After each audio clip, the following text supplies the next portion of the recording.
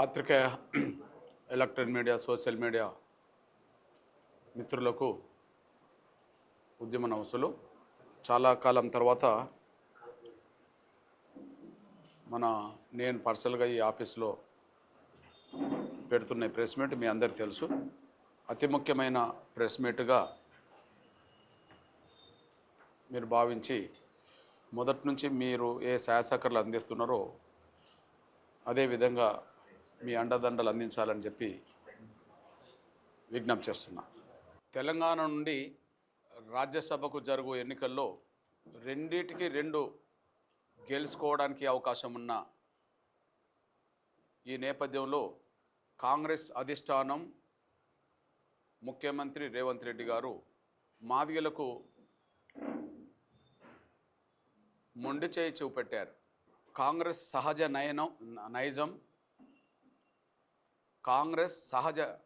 నైజం దళితుల్లో మాదిగలకు ఎప్పుడు కూడా చిన్న చూపు చూస్తుంటుంది. మాదిగలకు ఎప్పుడు కూడా న్యాయమైన ప్రాతినిధ్యం కాంగ్రెస్ పార్టీ ఇవ్వదు దళితుల్లో. ఈరోజు రెండిటికి రెండు తెలంగాణ నుంచి రాజ్యసభ గెలుచుకునే అవకాశం ఉన్న సమయంలో కూడా అందులో మాదిగల తరపున మేము అడిగింది రెండు కోరలేదు, ఒకటి మాత్రమే కోరారు. ఆ ఒక్కటి కాంగ్రెస్లో ఉండబడే మాదిగల కోసం కోరారు. సీనియర్ నాయకుడిగా ఉండబడే సంపత్ కావచ్చు, లేదా రేవంత్ రెడ్డి గారిని నమ్ముకొనే చాలా ఇబ్బందులు ఎదుర్కొంటున్న సాంబయ్య కావచ్చు, లేదా కాంగ్రెస్ పార్టీలో ఏ మాదిగ లీడర్కైనా కావచ్చు, వాళ్లకు రాజ్యసభ స్థానం కేటాయించాలని చెప్పి ఎంఆర్పిఎస్ డిమాండ్ చేసింది. రాహుల్ గాంధీ గారు తెలంగాణ వచ్చిన సమయంలో ఒక బహిరంగ లేఖ కూడా రిలీజ్ చేశారు. ఆ లేఖను ముఖ్యమంత్రితో పాటు జాతీయ కాంగ్రెస్ పార్టీ అధ్యక్షుడు మల్లికార్జున్ ఖర్గే గారితో పాటు, సోనియా గాంధీ గారితో పాటు,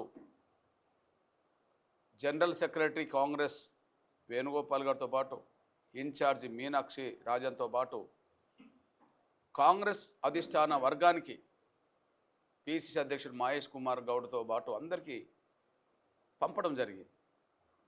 అయినప్పటికీ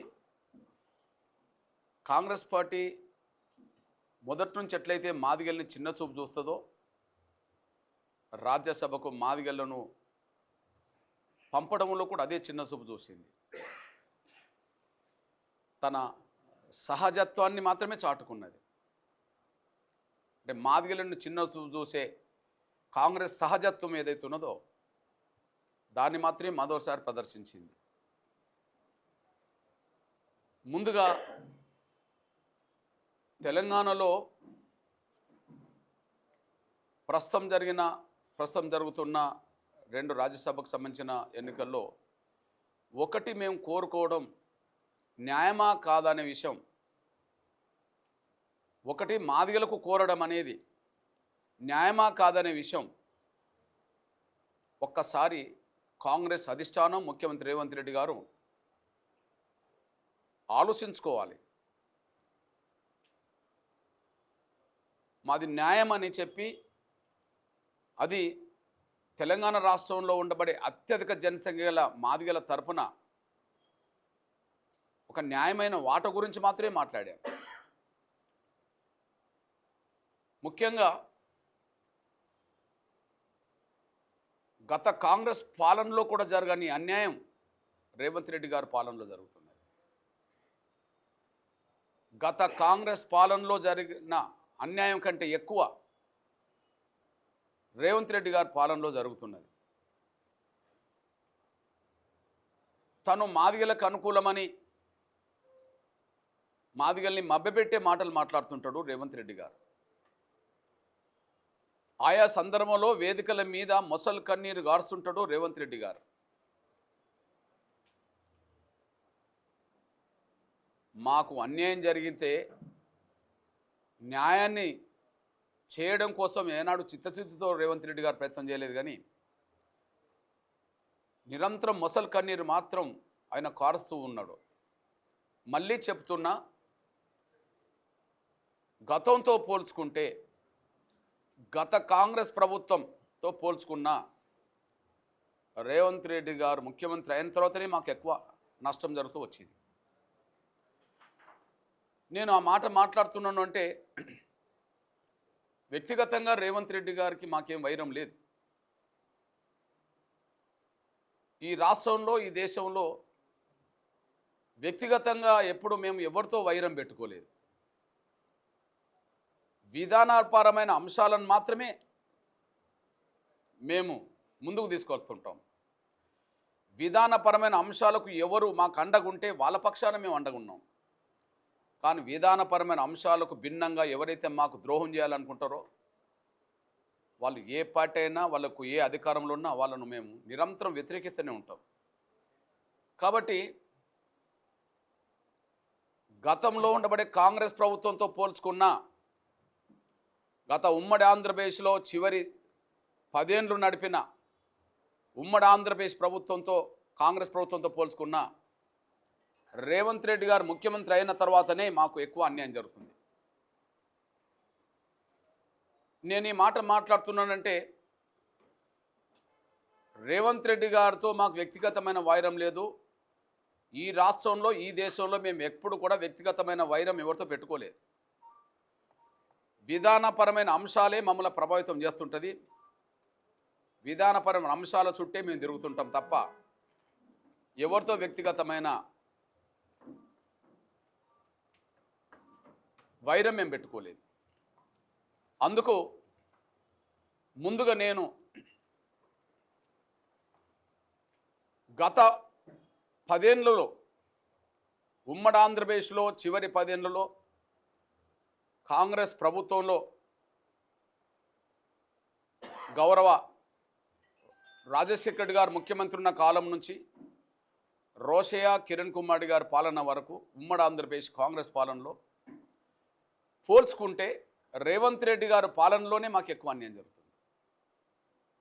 అందుకు సాక్ష్యం చెప్తున్నాను నేను. కాంగ్రెస్ ఉమ్మడి ఆంధ్రప్రదేశ్లో పరిపాలిస్తున్న రోజుల్లో ఎన్నికలు జరిగితే డైరెక్ట్గా కాంగ్రెస్ పార్టీ అభ్యర్థిగా సిరిసిల్ల రాజయ్య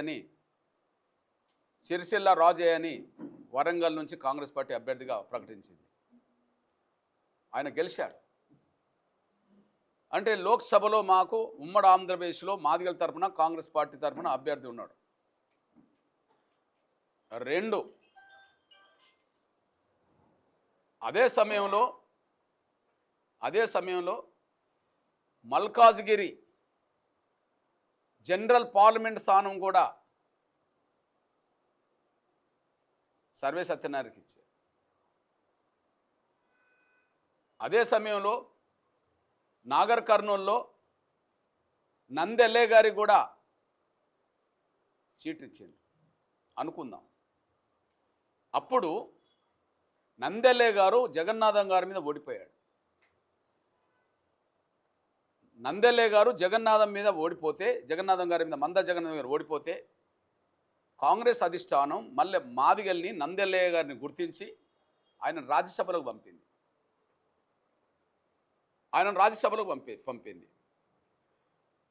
అంటే స్పష్టం, ఉమ్మడి ఆంధ్రప్రదేశ్లో ఉండబడే 10 ఏళ్లలో కాంగ్రెస్ రాజశేఖర్ గారి చొరవతోటో, మరొకరి చొరవతోటో మాదిగలో కొంత మేలు జరిగింది. అక్కడ మా సోదర స్వార్థపరమైన వర్గం కొంత అడ్డంకులు కల్పించినప్పటికీ రాజశేఖర్ రెడ్డి గారు కొంత చొరవ తీసుకొని నందెల్లే గారు ఓడిపోయినా కూడా ఆయనకు రాజ్యసభ ఇప్పించే ప్రయత్నం చేశాడు. దీన్ని బట్టి గత 10 ఏళ్ల గురించి మాట్లాడినా. ఇప్పుడు రేవంత్ రెడ్డి గారు ముఖ్యమంత్రి అయ్యాడు. రేవంత్ రెడ్డి గారు ముఖ్యమంత్రి అయిన తర్వాతనే లోక్సభకి ఎన్నికలు జరిగినాయి.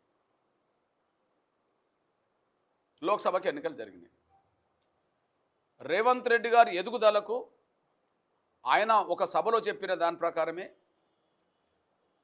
జెడ్పీటీసీ, ఎమ్మెల్సీ, ఎమ్మెల్యే, ఎంపీ వరకు అప్పుడు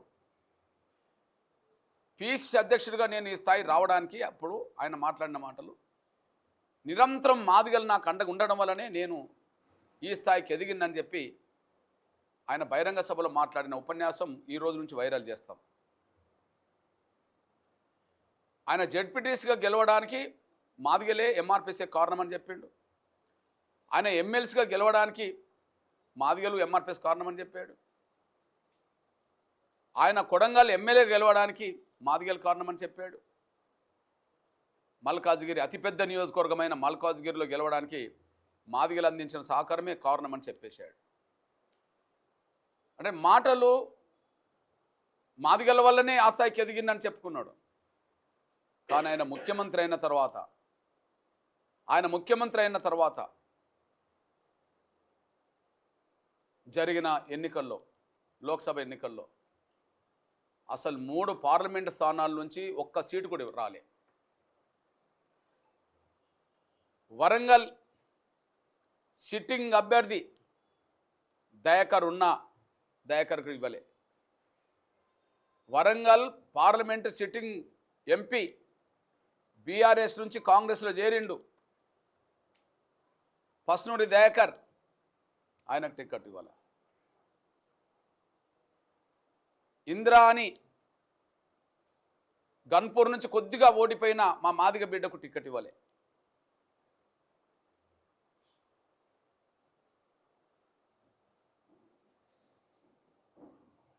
పెద్దపల్లిలో ఎంతోమంది మాదిగ టికెట్ కోసం రిక్వెస్ట్ చేసిన వాళ్ళు ఉన్నారు కేంద్ర అధిష్టానం దగ్గర, వాళ్ళకు టికెట్ రాలే. అప్పటికి పార్టీ మారి వచ్చిన వ్యక్తికి మాత్రం టికెట్ వచ్చేసింది. సిట్టింగ్ అభ్యర్థికి మాత్రం మాకు టికెట్ ఇవ్వలే. వరంగల్లో సిట్టింగ్ అభ్యర్థి ఎంపీగా సిట్టింగ్ అభ్యర్థి కాంగ్రెస్ చేరితే రాలే. అంతకుముందు ఓడిపోయిన ఇందిరకు రాలే, మరెవరికి రాలే. మూడోది నాగర్ కర్నూలు ఎస్సీ రిజర్వేషన్ 180% మంది మాదిగలు ఉన్న నియోజకవర్గం.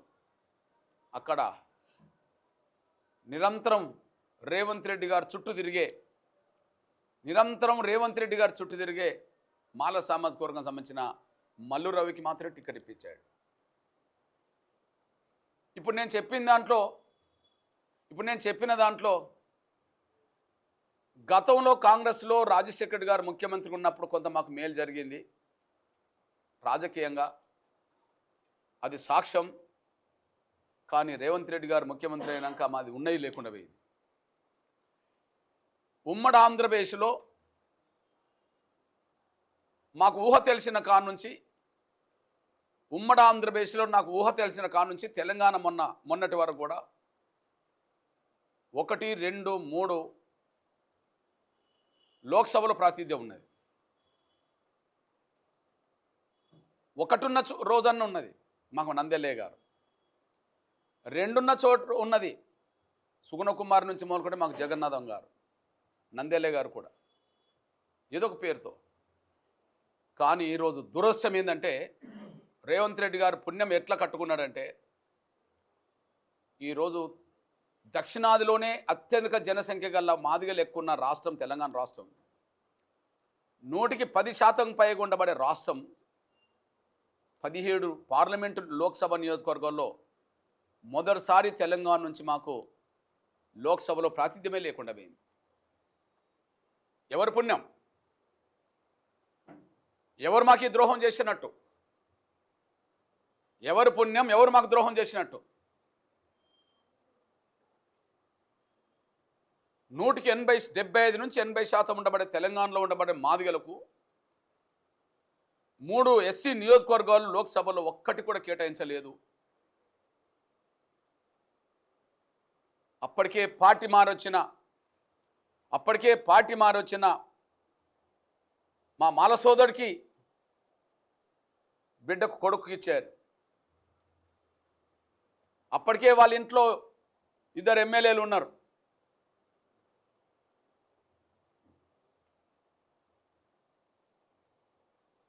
బెల్లంపల్లి అంటూ చెన్నూరు నుంచి ఇద్దరు ఉన్నారు ఆ కుటుంబంలో.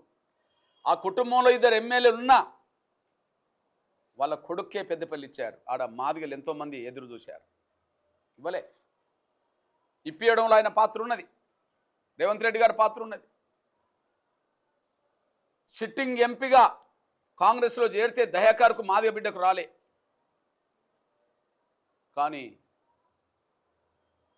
కానీ అప్పటికే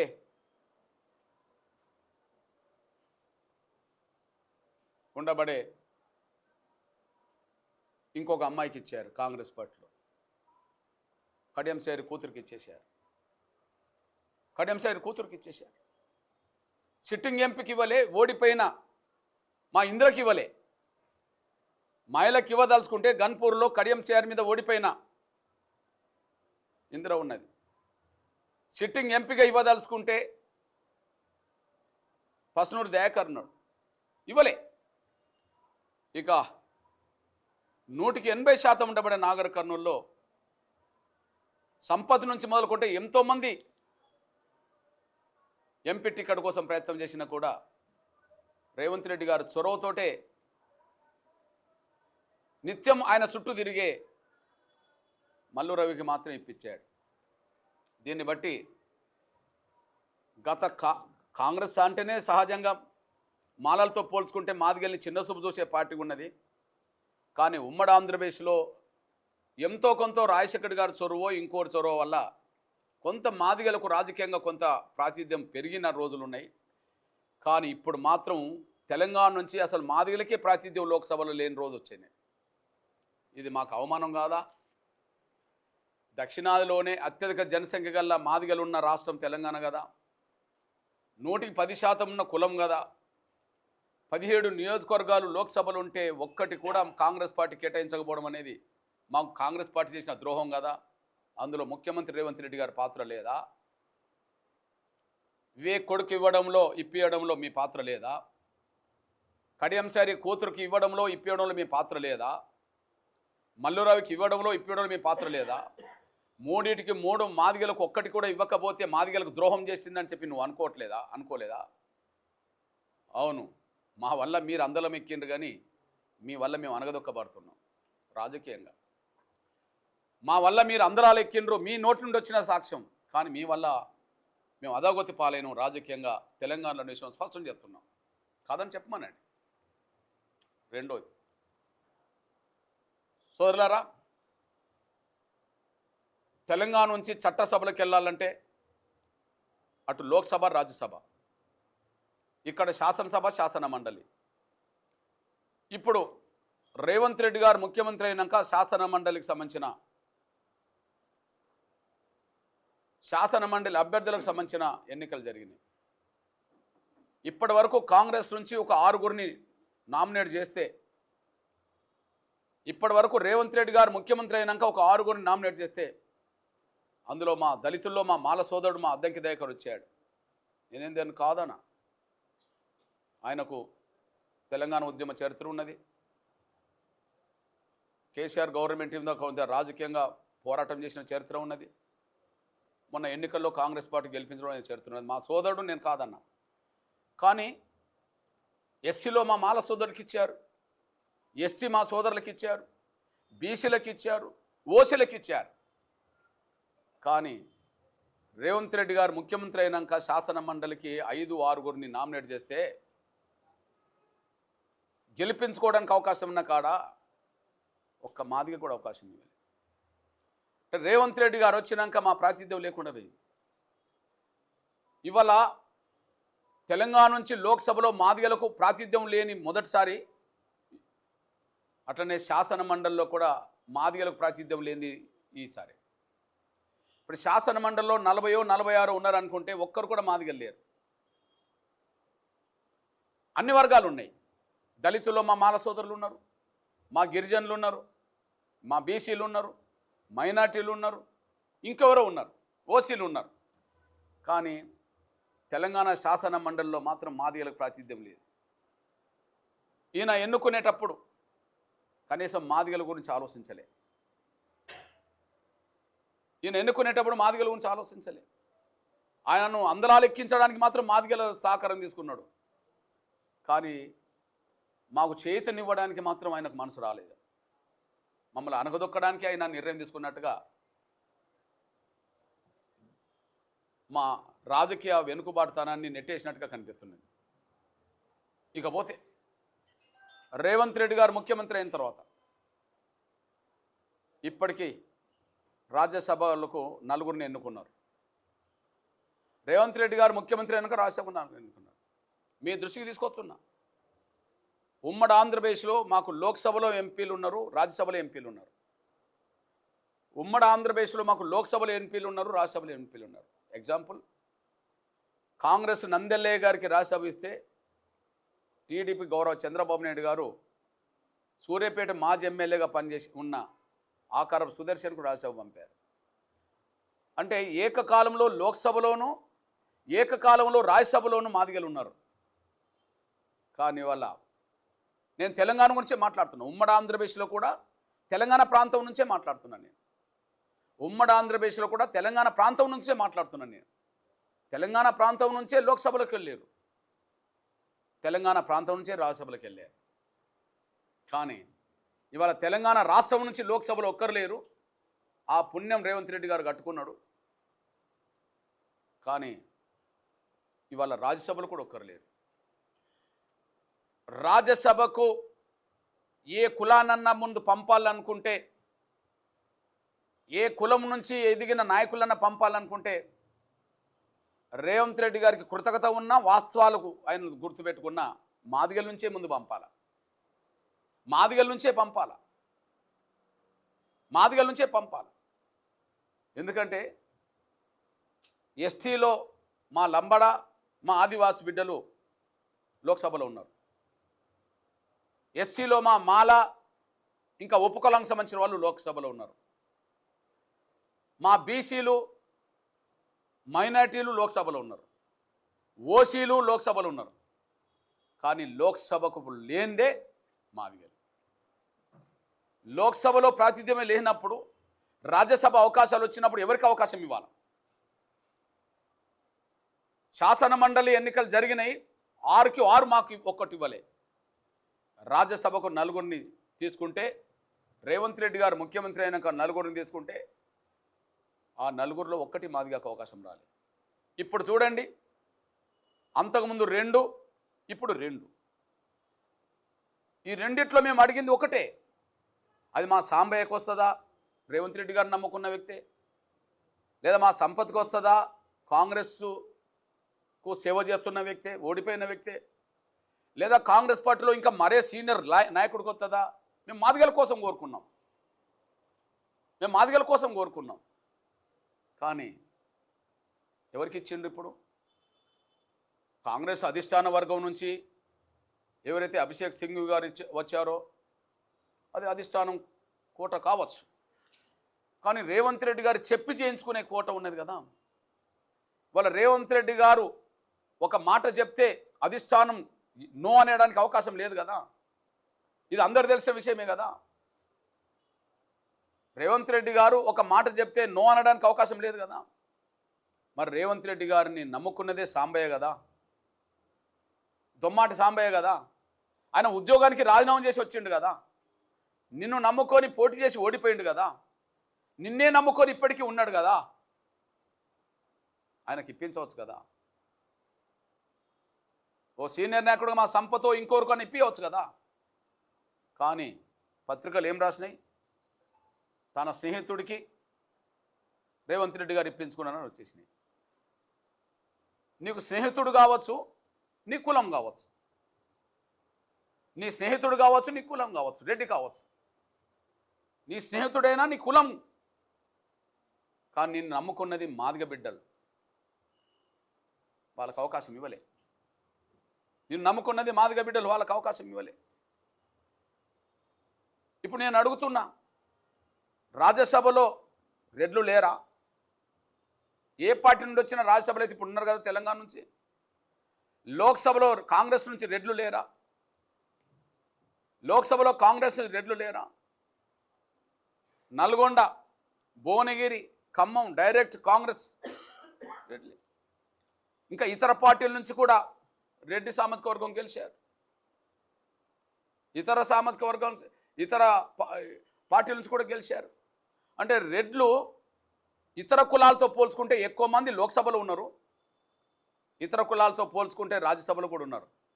కానీ లోక్సభలో లేనిది మాదిగలు, రాజ్యసభలో లేనిది మాదిగలు, లోక్సభలో లేనిది మాదిగలు, రాజ్యసభలో లేనిది మాదిగలు,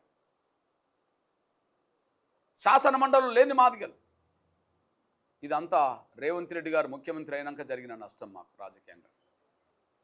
నేను ముందే చెప్పాను, నేను వ్యక్తిగతంగా ఎవరి మీద వైరంతో ఉండేటువంటి కాదు అని. మంచి చేస్తే మంచి అంటాం, చెడు చేస్తే చెడు అంటాం. మాకు మంచి చేసినప్పుడు పలానోళ్ళు మంచి చేసిందని చెప్తాం కదా. ఇప్పుడు రాజశేఖర్ గారిని ఎందుకు గుర్తు చేసుకోవాలా? చంద్రబాబు నాయుడు గారిని ఎందుకు గుర్తు చేసుకోవాలా? రాజశేఖర్ గారిని, చంద్రబాబు నాయుడు గారిని ఎందుకు గుర్తు చేసుకోవాలా? రాజశేఖర్ గారు స్వర్గీయ చనిపోయాడు, ఆయనను గుర్తు చేసుకున్నాం కదా. చంద్రబాబు నాయుడు గారు ఇప్పుడు ఆంధ్రప్రదేశ్కి ముఖ్యమంత్రి, గుర్తు చేసుకున్నాం కదా.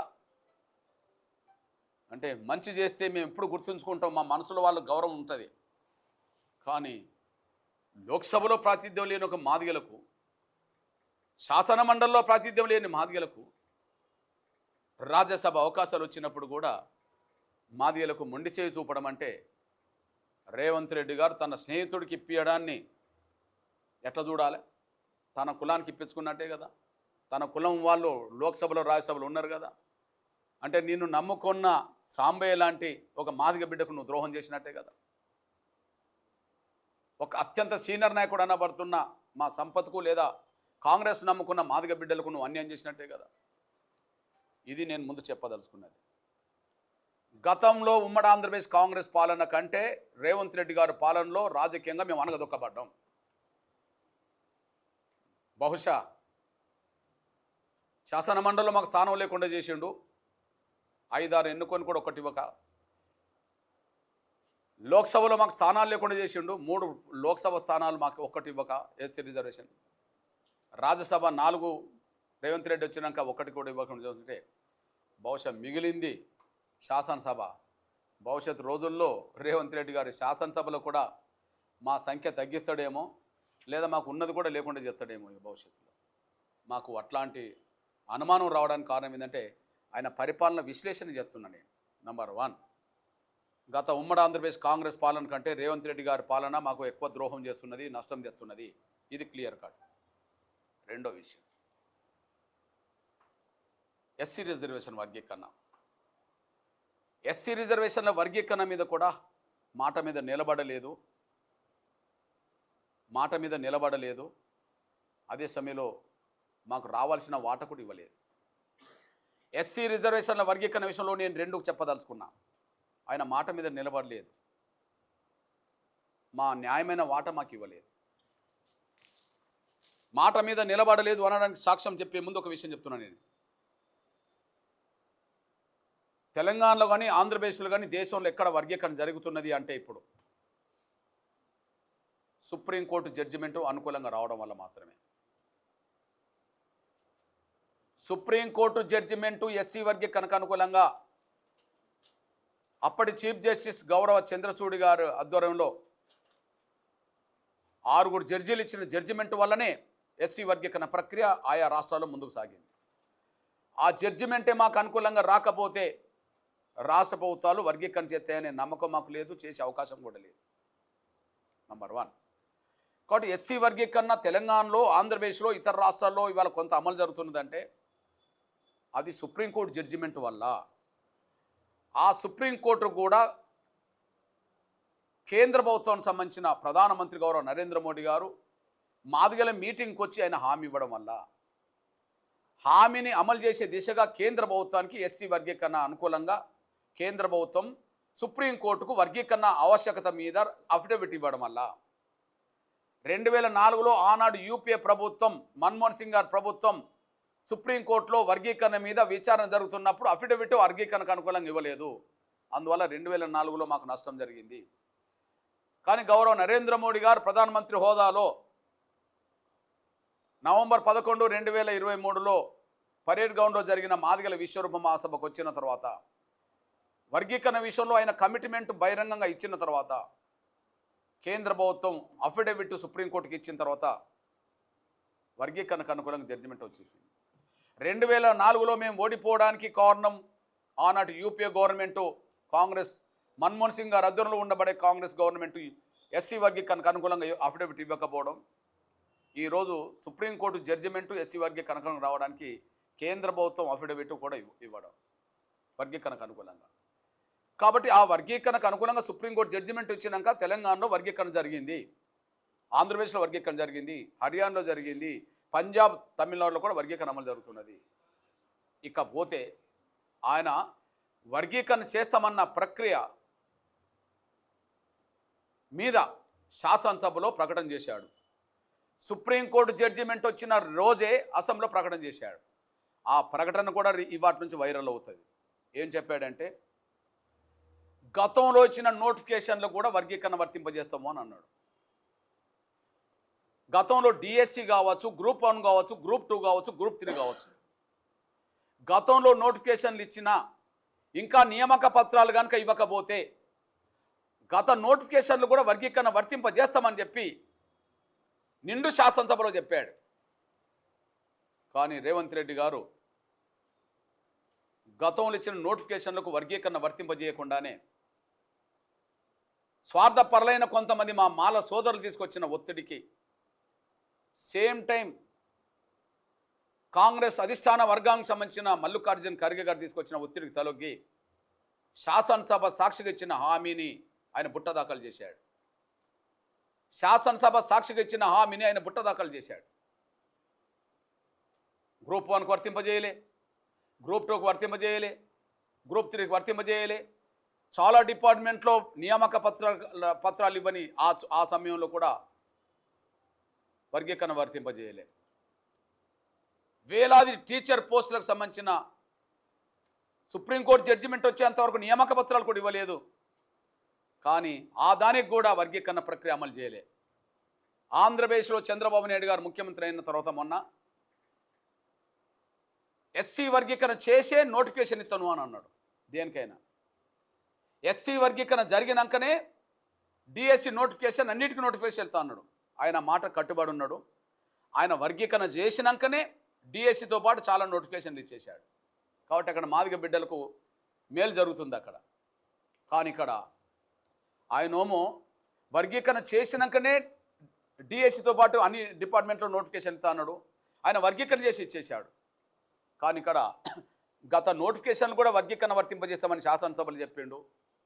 కానీ గత నోటిఫికేషన్లకు వర్గీకరణ వర్తింపజేయకుండానే అన్ని భర్తీ చేసి 100% ఉద్యోగాలు రావాల్సిన మా బిడ్డల పొట్టగొట్టి వర్గీకరణ లేని కాలంలో 15% ఉన్న కాడ మాకు 2-3 ఉద్యోగాలు కూడా రాకుండా పోయింది. అంటే రేవంత్ రెడ్డి గారు నమ్మించడానికి అసెంబ్లీలో మాట్లాడిండు, కానీ మాకు నమ్మక ద్రోహం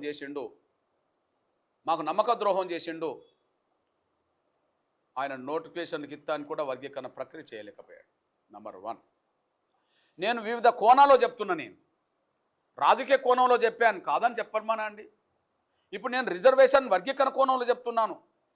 ముందు అసెంబ్లీలో ఇచ్చిన మాటకు కట్టుబడి లేకుండా మాలలు తీసుకొచ్చిన ఒత్తిడికి తలొగ్గి, స్వార్థపరులు తీసుకొచ్చిన ఒత్తిడికి తలొగ్గి గత నోటిఫికేషన్లకు వర్తింపజేయకుండానే అన్నీ భర్తీ చేసుకుంటూ పోయాడు. మా పొట్టగొట్టిండు, మా బిడ్డల భవిష్యత్తుకు నష్టం తీసుకొచ్చాడు. రెండోది, మా పర్సెంటేజ్ మాకు ఇవ్వడంలో కూడా ద్రోహం చేసిండు. ఇది షమీం అఖ్తర్ గారి కమిషన్ నివేదిక.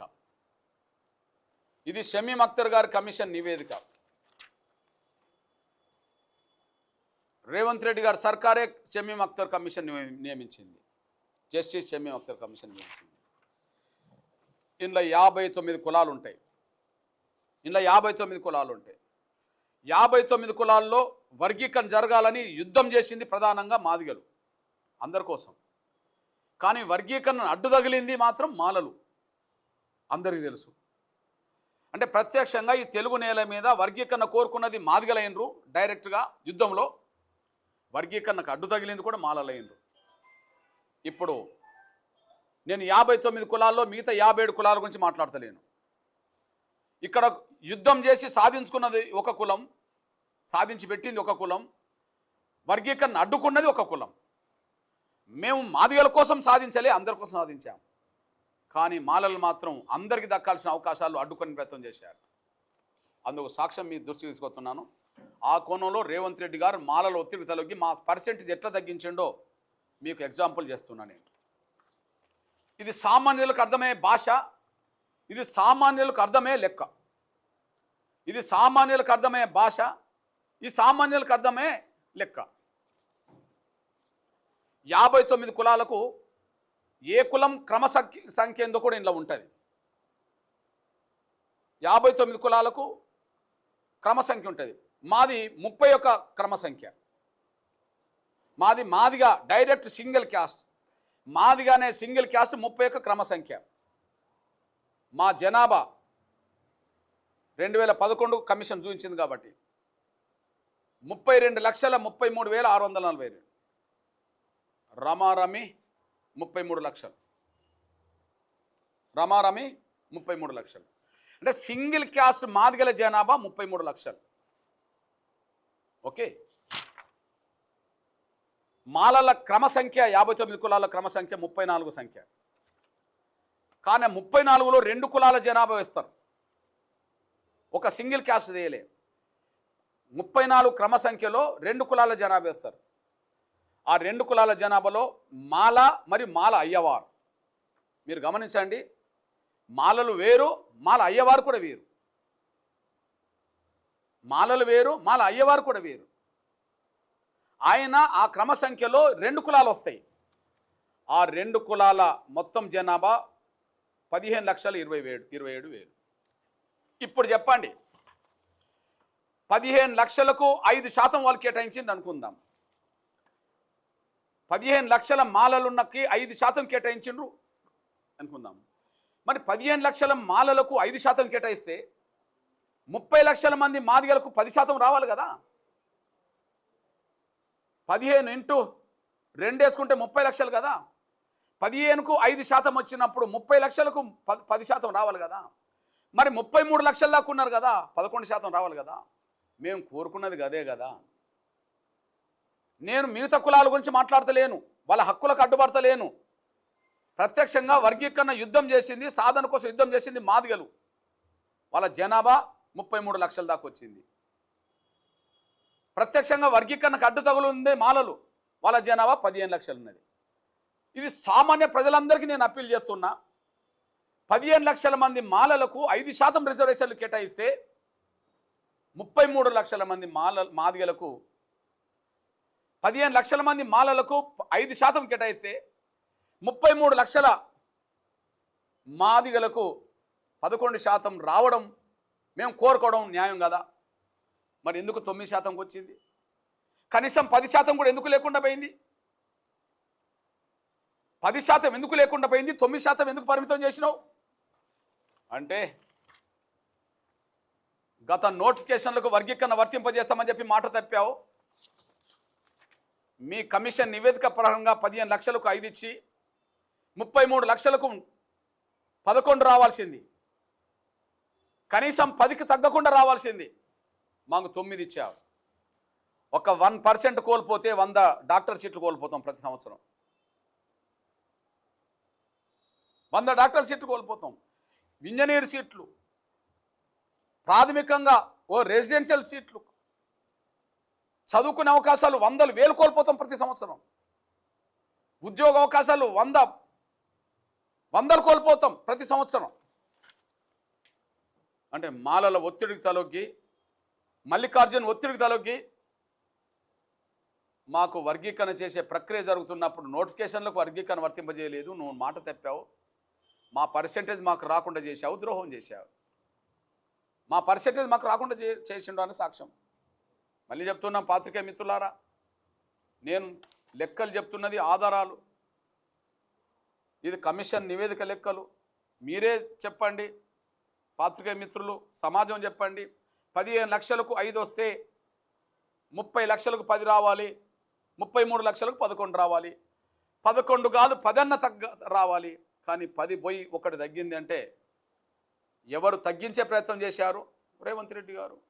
ఎవరి కోసం మాది తగ్గించారు? మాలలో ఒత్తిడి తొలగావు. అంటే నీ ఎదుగుదల మాదిగల మీద ఆధారపడి ఉన్నది, కానీ నువ్వు అణగదొక్కుతున్నది కూడా మాదిగలని అయిపోయింది.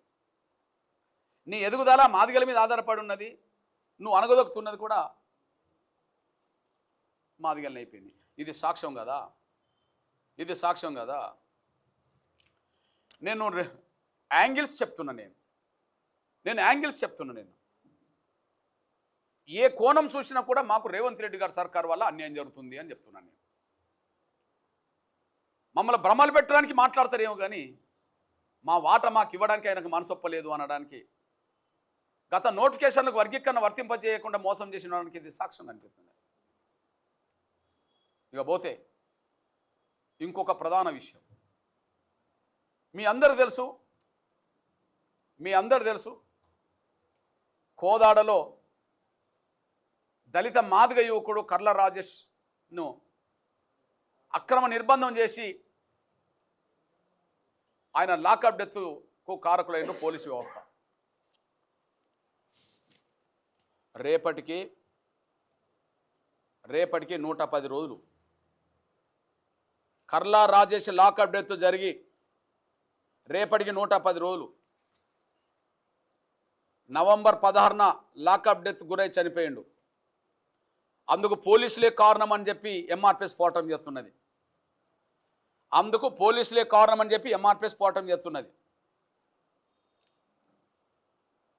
నవంబర్ 16న లాకప్ డెత్ గురై చనిపోయిండు గాంధీ ఆసుపత్రి ఇక్కడికి వచ్చి. పోలీసులే కారణం అని చెప్తున్నాం. అందులో ప్రధానంగా చిలుకూరు ఎస్ఐ సురేష్ రెడ్డి, ఆ తర్వాత సిఐ, ఆ తర్వాత మిగతా వాళ్ళని చెప్తున్నాం. కానీ హోంశాఖను చూస్తున్నది రేవంత్ రెడ్డి గారు ముఖ్యమంత్రి. హోంశాఖ ఆయన పరిధిలో ఉన్నది. మేము లాకప్లో చిత్రహింసలు పెట్టలేదు అని పోలీసులు ఎవరు మాట్లాడతలేరు బహిరంగంగా. మేము అక్రమ నిర్బంధం చేయలేదని పోలీసులు ఎవరు మాట్లాడతలేరు. చిలుకూరు ఎస్ఐ నుంచి మొదలుకుంటే డీజీపీ వరకు ఏ ఒక్కరు కూడా మేము అక్రమ నిర్బంధం చేయలేదు, మేము లాకప్లో ఆయన చిత్రహింసలు పెట్టలేదని ఎవరు మాట్లాడతలేరు. కేవలం సురేష్ రెడ్డిని కాపాడడం కోసం మొత్తం పోలీస్ వ్యవస్థ పరువు తీసుకుంటుండ్రు వాళ్ళు.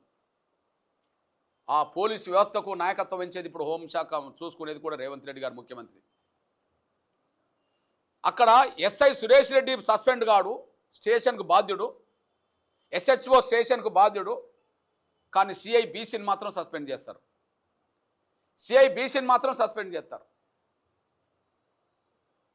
నేను లాకప్ డెత్కు సంబంధించిన విషయంలో స్పందించే కాడ రేవంత్ రెడ్డి గారితో పోల్చుకుంటే కేసీఆర్ నయం. నాకు చాలా విషయాల్లో కేసీఆర్తో వైరం కొనసాగింది. ఆయన నన్ను 2 సార్లు జైల్లో పెట్టిండు.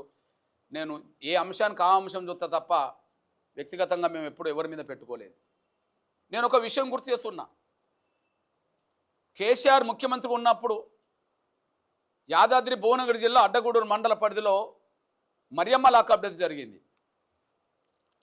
మరియమ్మ లాకప్ డెత్ జరిగితే, మా మాల సోదరి లాకప్ డెత్ జరిగితే, నేను అప్పుడు కూడా ఇప్పుడు కర్ల రాజేష్ గురించి పోరాటం చేసినట్టుగానే, మా మాదిగ బిడ్డ కోసం పోరాటం చేస్తున్నట్టుగానే, మా మాల చెల్లె కోసం కూడా నేను అప్పుడు డీజీపీని కలిశాను, మహేందర్ రెడ్డిని. అప్పుడు ముఖ్యమంత్రులకు లేఖ రాశాం. అదే అప్పుడు మానవ హక్కుల కమిషన్ కలిశాం. అప్పుడు అన్ని పార్టీలు స్పందించినాయి. నేను అంటున్నా, రేవంత్ రెడ్డి గారితో పోల్చుకుంటే లాకప్ డెత్తులు జరిగినప్పుడు పోలీసుల మీద చర్య తీసుకోవడంలో, కుటుంబాలను ఆదుకోవడంలో కేసీఆర్ 100 రెట్లు నయం. లాకప్ డెత్తులు జరగాలని ఎవరు కోరుకోరు. కానీ లాకప్ డెత్తులు జరిగినప్పుడు పేద వర్గాల బిడ్డలు బలే ఉన్నప్పుడు ముఖ్యమంత్రి హోదాలో ఉన్న వాళ్ళు స్పందించాలా. ఆ విషయంలో కేసీఆర్ 100 రెట్లు నయం. లాకప్ డెత్ జరిగిన 10 రోజులకే వాళ్ళను డిస్మిస్ చేసి పారేశాడు. లాకప్ డెత్ జరిగిన 10 రోజులకే ముఖ్యమంత్రి బహిరంగ ప్రకటన చేశాడు. డీజీపీని పోయి పరామర్శించి రమ్మన్నాడు కుటుంబ సభ్యుల్ని. అప్పుడు మహేందర్ రెడ్డి గారు డీజీపీ పరామర్శించి వచ్చేశాడు. కేసీఆర్ స్పష్టంగా ప్రకటన చేశాడు, దళితులపై చేయి పడితే ఊరుకోమని చెప్పి. వెంటనే 10 రోజులు తిరగకముందే మరియమ్మ కొడుకు ఉద్యోగం నియామక పత్రం ఇచ్చేశారు. 10 రోజులు తిరగకముందే కొడుకు 15 లక్షల ప్రభుత్వం ఎక్స్రేస్ ఇచ్చింది. మరియమ్మకు 2 కూతుర్లుంటే చెరో 10 లక్షలు ఇచ్చేశారు. అంటే 35 లక్షలు ఎక్స్రేస్ ఇచ్చాడు, పోలీసులను డిస్మిస్ చేశాడు, కానిస్టేబుల్ను ఎస్ఐ వరకు డిస్మిస్ చేశాడు, అదే సమయంలో ఉద్యోగం ఇచ్చేశాడు. ఇదంతా ఎప్పటి వరకు జరిగింది? మరియమ్మ లాకప్ జరిగిన 10 రోజుల వరకు పూర్తి అయిపోయింది. ఉద్యోగ నియామక పత్రం ఇవ్వడం పూర్తి అయిపోయింది, డిస్మిస్ చేయడం పూర్తి అయిపోయింది, డీజీపీని పంపాడు, 35 లక్షలు ఎక్సైజ్ కూడా ఇచ్చేశాడు. కానీ రేవంత్ రెడ్డి గారు ముఖ్యమంత్రిగా కనీసం రేపటికి 110 రోజులు అవుతుంది, కనీసం హోంశాఖ చూస్తున్న రేవంత్ రెడ్డి గారు కనీసం స్పందించలే. ఇప్పటివరకు ఆయన ఖండన రాలే,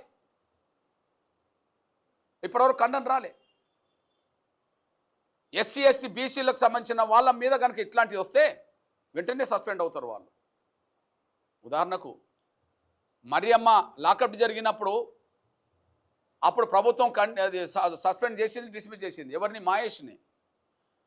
మహేష్ అనే ఒక యాదవ బీసీ, ఆయన ఎస్ఐని సస్పెండ్ చేసింది.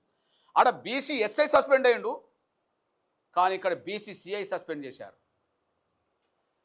ఒక స్టేషన్లో ఏదైనా జరిగితే దానికి బాధ్యుడు ఎస్ఐఏ, అక్కడ ఎస్ఐనే బాధ్యుని చేసి మరియమ్మ కేసు విషయంలో సస్పెండ్ చేశారు. అది కరెక్టే, ఎందుకంటే ఒక స్టేషన్లో ఏం జరిగినా ఎస్ఐ బాధ్యుడు కాబట్టి ఆయన సస్పెండ్ చేశారు. కానీ ఇక్కడ కర్ల రాజేష్ లాకప్ డెత్కు ఎస్ఐ కారకుడు, అన్ని కోణాల్లో చూసినా ఎస్ఐ కారకుడు. కానీ ఆయన సురేష్ రెడ్డిని సస్పెండ్ చేయలే ఇప్పటి వరకు. ఆయన కేసు ఉన్నది, ఇప్పుడు అక్రమ నిర్బంధం చిత్రహింసలో కేసు ఉన్నది, ఆయన సస్పెండ్ చేయలే. కానీ పర్యవేక్షణ లోపం ఉన్నదని చెప్పి సిఐ ప్రతాపలింగం అనే బీసీని సస్పెండ్ చేసింది గవర్నమెంట్. ఒక బీసీని సస్పెండ్ చేశారు. నేను ఒక బీసీని సస్పెండ్ చేసి ఎస్ఐని సస్పెండ్ చేయకపోవడానికి కారణం ఏంటంటే అక్కడ ఎస్ఐ సురేష్ రెడ్డి అయిపోయిండు, కోదాడ ఎమ్మెల్యే పద్మావతి రెడ్డి అయిపోయింది, ఎస్ఐని కాపాడుతున్నది మంత్రి ఉత్తమ్ కుమార్ రెడ్డి, ఎస్ఐని సస్పెండ్ కాకుండా కాపాడుతున్నది డీజీపీ శివధర్ రెడ్డి, హోంశాఖ చూస్తున్న ముఖ్యమంత్రి రేవంత్ రెడ్డి. అంటే ఈ విషయంలో పోలీసులు ఇందులో ఎంత దోషులో అంటే ఒకటే సాక్ష్యం. 110 రోజులుగా కర్ల రాజేష్ లాకప్ డెత్తుల్లో పోలీసులు కారణమని చెప్తూ మేము ఉద్యమం చేస్తుంటే ఒక్కరోజు కూడా కోదాడ మొదలుకొని హైదరాబాద్ వరకు ఒక్కరు పోలీసులు ఖండన లేదు, పోలీసుల వివరణ లేదు, ప్రెస్ ముందుకు వచ్చి ఖండన లేదు, ప్రెస్ ముందుకు వచ్చి వివరణ లేదు, ప్రెస్ ముందుకు వచ్చి జవాబు లేదు. ఇప్పుడు పోలీసుల మీద అనవసరమైన ఆరోపణలు చేసిండ్రు అనుకో, వెంటనే పోలీసులు సంఘం నుంచి ఖండన వస్తుంటుంది, లేదా మా మీద అనవసరమైన ఆరోపణలు చేస్తున్నారని చెప్పి ఓకే కేసులు పెడుతుంటారు. కానీ 100 రోజులకు పైగా మేము లాకప్ డెత్ కారకుడు సురేష్ రెడ్డి సంబంధిత పోలీసులు అని చెప్పి మేము చెప్పుకుంటూ వస్తున్నాం. ఎస్సీ కమిషన్ కూడా స్పందించింది, మానవ హక్కుల కమిషన్ స్పందించింది, కానీ ఎస్ఐ సురేష్ రెడ్డిని మాత్రం సస్పెండ్ కాకుండా కాపాడుకుంటాను. నేను అంటున్నా, మరియమ్మ కేసు విషయంలో ఎస్ఐని ఎందుకు సస్పెండ్ చేశారో, అదే రాజేష్ కేసు విషయంలో ఎస్ఐని ఎందుకు కాపాడుతున్నారంటే అప్పుడు ఎస్ఐ బీసీ అయినా ఎవరైనా స్టేషన్కి బాధ్యుడు అయినా కాబట్టి సస్పెండ్ అయ్యిండు. కానీ ఇక్కడ ఎస్ఐ రెడ్డి, ఆ రెడ్డిని మాత్రం కాపాడుకుంటుండ్రు వ్యవస్థ అంతా. ఇక్కడ మీ దృష్టికి తీసుకొచ్చే విషయం ఏంటంటే నేను నా ఎస్సీ ఎస్టీ బీసీల మైనార్టీలకు సంబంధించిన పోలీసులకు నేను విజ్ఞప్తి చేస్తున్నా. మీరు అధికారంలో ఎవరుంటే వాళ్ళ మాట లేని చట్ట వ్యతిరేకంగా ఎవరిని నిర్బంధంలోకి తీసుకోవద్దు, చట్ట వ్యతిరేకంగా ఎవరిని చిత్రహింసలు పెట్టవద్దు. మీతో ఊడిగం చేయించుకుంటారు, కానీ మీకు సమస్యలు ఎదురైతే మిమ్మల్ని కాపాడరు వాళ్ళు. నేను ముఖ్యంగా ఇక్కడి నుంచి అప్పీల్ చేస్తున్నా, పోలీస్ డిపార్ట్మెంట్లో పనిచేసే సాధారణ హోంగార్డు మొదలుకొని నేను ఐపీఎస్ అధికారుల వరకు విజ్ఞప్తి చేస్తున్నా. కానిస్టేబుల్, హెడ్ కానిస్టేబుల్ నుంచి మొదలుకుంటే ఎస్ఐ, సిఐ, డిఎస్పీ, డీసీపీల వరకు ఐపీఎస్ విజ్ఞప్తి చేస్తున్నాను. నేను మీతో పాలకులు ఊడిగం చేయించుకుంటారు, కానీ మీరు సమస్యలు ఇరికిన తర్వాత మిమ్మల్ని కాపాడరు వాళ్ళు. కానీ అదే రెడ్డి వాళ్ళను కాపాడుకుంటున్నానికి సురేష్ రెడ్డిని సాక్ష్యం. బలహీన వర్గాలను బలి చేసుకుంటారు, ఉపయోగించుకుంటారు, బలి చేసుకుంటారు ప్రతాపలింగం సాక్ష్యం. ప్రతాపలింగం అనే ఒక బీసీ సిఐని సస్పెండ్ చేసేయగలిగినారు, కానీ అసలు కారకుడైన ఎస్ఐని మాత్రం కేసులో A1 అతనే. A1 A2 A2ను సస్పెండ్ చేశారు బీసీ. A1 కేసులో A1 సురేష్ రెడ్డిని మాత్రం సస్పెండ్ చేయలేదు. దీన్ని బట్టి చూడండి, మరియమ్మ కేసు విషయంలో 10 రోజులు స్పందించిండు, కానీ 110 రోజులు అవుతుంది రేవంత్ రెడ్డి గారు మాట్లాడకపోను వాళ్ళ రెడ్డి ఎస్ఐని మాత్రం కాపాడుకోవడానికి వ్యవస్థ అంతా ఒకటవుతుంది. ఈ ఒక్క మాటలు చెప్పాలంటే, తెలంగాణలో పోలీసుల పరువు పోయినా పర్ల, వాళ్ళు అనుకుంటుండ్రు తెలంగాణ పోలీసు వ్యవస్థ మీద ప్రజల నమ్మకం పోయినా పర్లే, పోలీసు వ్యవస్థ మీద వ్యతిరేకత పెరిగినా పర్లే, కానీ మన రెడ్డిని మాత్రం కాపాడుకుందామని చెప్పి వాళ్ళు ఒక తాటి మీదకి వచ్చేసారు. అంటే ఒక ఎస్ఐ సురేష్ రెడ్డిని కాపాడుకోవడం కోసం తెలంగాణ పోలీసుల పరువును కూడా గంగలో కలుపుతుండ్రు వాళ్ళు. ఒక ఎస్ఐ సురేష్ రెడ్డిని కాపాడుకోవడానికి మాత్రం తెలంగాణ పోలీసుల పరువును గంగలో కలుపుతుండ్రు. తెలంగాణ పోలీసుల పరువు గంగలో పోయినా కలిసినా పర్లేదు, కానీ సురేష్ రెడ్డిని మాత్రం కాపాడుకుందామనే ఒక అహంకార ఆధిపత్య ధోరణితో పోలీసు వ్యవస్థలో ఉండబడే రెడ్లు అధికారులు, పోలీసు వ్యవస్థను నడిపిస్తున్న రాజకీయ అధికారంలో ఉన్న వాళ్ళు ఆ విధంగా భావించుకుంటుంటారు. కాబట్టి నేను పోలీస్ డిపార్ట్మెంట్లో పనిచేసే నా ఎస్సీ ఎస్టీ బీసీ మైనార్టీ వర్గాలకు సంబంధించిన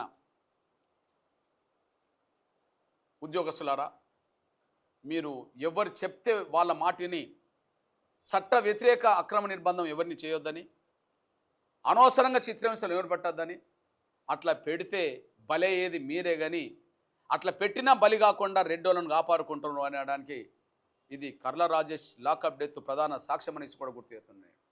ఈ రీత్యా చూసుకోండి చెప్తున్నా నేను, మళ్ళీ చెప్తున్నా నేను, గత ఉమ్మడి ఆంధ్రప్రదేశ్ పాలనతో పోల్చుకుంటే, లాకప్ డెత్ల విషయంలో ఎట్లా స్పందించాలనే విషయంలో కేసీఆర్ పాలనతో పోల్చుకుంటే రేవంత్ రెడ్డి గారి పాలన మాకు ద్రోహం చేస్తున్నది, మాకు మోసం చేస్తున్నది, మాకు నష్టం చేసేసింది. అందుకు సాక్ష్యాలు మీ కళ్ళ ముందు పెట్టారు. రాజకీయంగా రేవంత్ రెడ్డి గారు వచ్చినాకనే మాకు ఎక్కువ నష్టం జరిగింది. అది లోక్సభ సీట్లు సాక్ష్యం, రాజ్యసభలో స్థానం లేకపోవడం సాక్ష్యం, శాసన మండలి లేకపోవడం సాక్ష్యం. ఓకే, గత నోటిఫికేషన్లకు వర్గీకరణ వర్తింపజేస్తామని చేయకపోవడం సాక్ష్యం.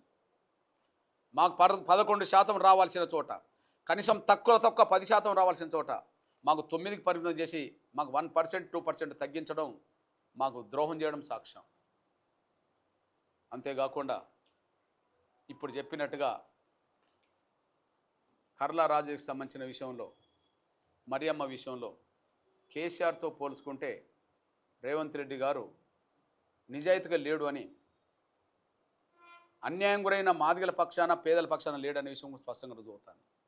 ఇట్లాంటి పరిస్థితుల్లోనే ఆయన స్నేహితుడికి ఇప్పించుకున్నాడు, ఆయన కులానికి ఇప్పించుకున్నాడు, కానీ ఆయన నమ్ముకున్న సాంబయ్యకో, కాంగ్రెస్ సీనియర్ నాయకుడైన సంపత్కో, లేకపోతే ఒక కాంగ్రెస్లో పనిచేసే సీనియర్ మాదిగలకో, లేదా మా ఇందిర లాంటి ఒక లేడీ నుంచి కాంగ్రెస్లో పనిచేసిన మా ఇందిరకో ఇప్పియకపోవడం అంటే మా జాతి పట్ల రేవంత్ రెడ్డి గారు చిన్న చూపు చూస్తుండు అనడానికి, మా జాతిని అనగదొక్కడం ప్రయత్నం చేసే దాంట్లో ఈయన భాగస్వామి అవుతుండు అనడానికి ఇది సాక్ష్యం.